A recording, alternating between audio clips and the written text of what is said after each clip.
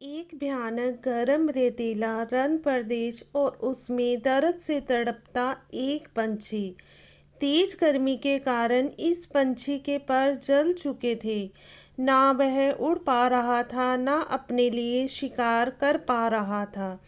दर्द में कुछ भी बड़बड़ा रहा था, चाह रहा था कि जल्द से जल्द उसे इस अवस्था से मुक्ति मिल जाए। उसी दौरान आसमान में ऊंचाई पर उसने देखा कि कहीं गरुड़ तेजी से उड़कर जा रहा था। उसे पता था कि गरुड़ भगवान विष्णु का वाहन है और वह उसके सवालों का जवाब पाने में मदद कर सकते हैं। उसने उड़ते हुए गरुड़ को तेज आवाज लगाई और अपने पास बुलाया। चमत्कारिक गरुड़ इतनी ऊंचाई पर होते हुए भी धरती की हर एक छोटी से छोटी आवाज को साफ साफ सुन सकता था।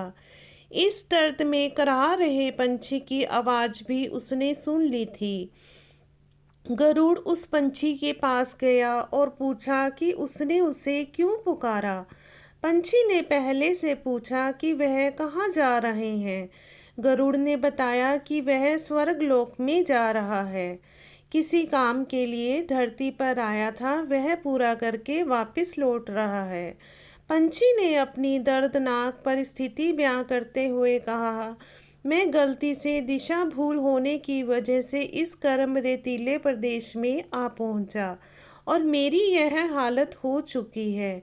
अगर दया करके आप स्वर्गलोक से यह पता कर पाएं कि मेरी हालत कैसे सुधरेगी तो बहुत मेहरबानी होगी। उस पंछी की विनती सुनकर गरुड़ वहां से स्वर्गलोक जाने के लिए निकल पड़ा।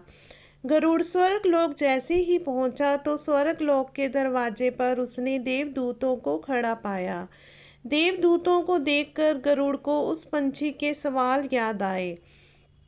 तो गरुड़ ने सोचा कि देवदूत भी इन सवालों का जवाब दे सकते हैं, इसलिए वह उनके पास गया।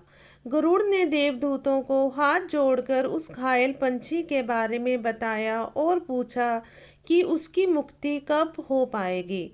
देवदूत ने गरुड़ से कहा, यह उसके पिछले जन्मों के बुरे कर्म की सजा है।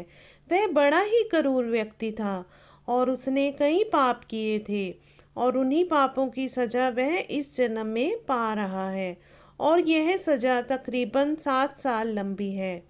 देवदूत की बात सुनकर गरुड़ को उस पंछी पर और ज़्यादा दया आने लगी, क्योंकि गरुड़ ने उसकी हालत देखी थी।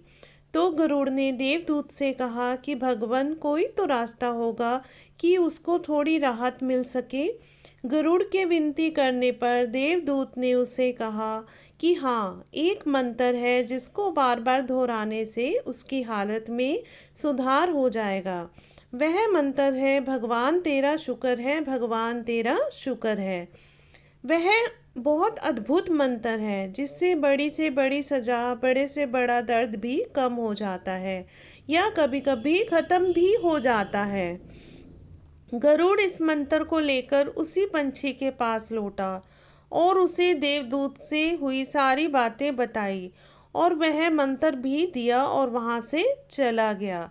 7 दिनों बाद फिर से गरुड़ को किसी काम से धरती पर आना हुआ और उसी रास्ते से वह गुजर रहा था तो गरुड़ यह देखकर अचंभित था कि पहले जो पंछी मरने की हालत में था उसके अब नए पंख निकल आए थे। वह जहाँ रह रहा था वहाँ पर नई झाड़ियाँ उग निकली थी और उसके नज़दीक ही एक छोटा सा तालाब बन चुका था। अपना काम खत्म करके गरुड़ जब देवलोक वापस लौटा तो उसे वही देवदूत मिले। गरुड़ ने देवदूतों से पूछा कि आप तो कह रहे थे कि उस पंछी को 7 वर्षों तक पीड़ा सहनी पड़ेगी और अब मैं जो देख कर आया हूँ वह तो कुछ और ही है। देवदूत ने गरुड़ से कहा कि यह उसी मंत्र का परिणाम है जो पहले मैंने तुमको दिया था और तुमने उस पंछी को। तुम्हारे मंत्र देने के बाद वह दिन रात उसी मंत्र को बोलता रहता।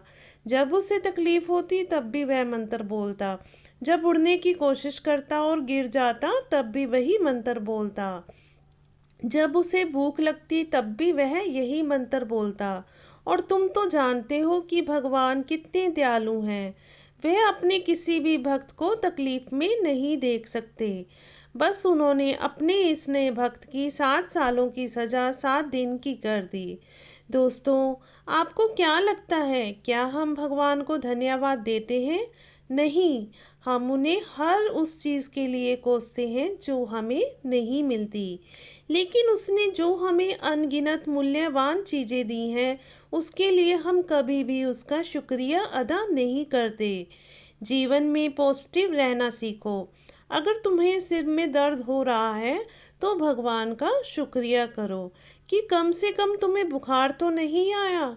तुम्हारे पास छोटा घर है, तो भगवान का शुक्रिया अदा करो कि कम से कम तुम्हें सड़क पर तो नहीं रहना पड़ रहा।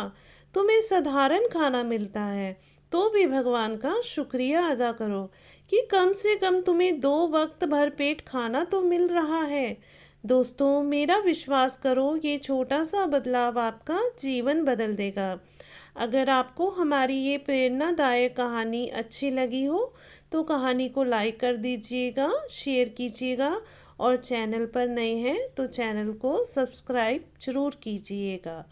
धन्यवाद।